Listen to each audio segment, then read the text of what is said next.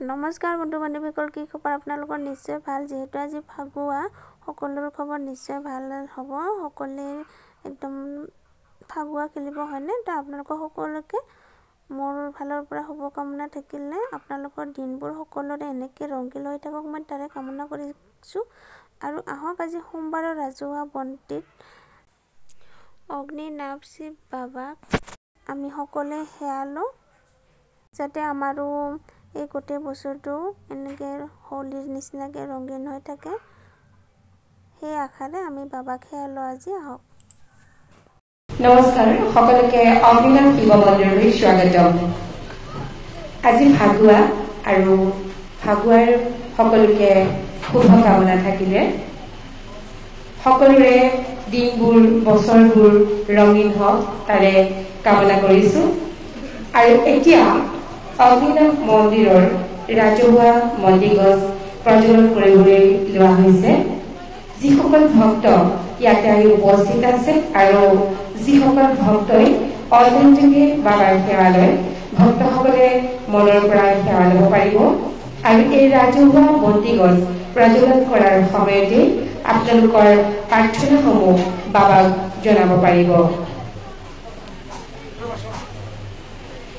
এতিয়া ৰাজহুৱা বন্তিগছ প্ৰজ্বলন কৰা হ'ব।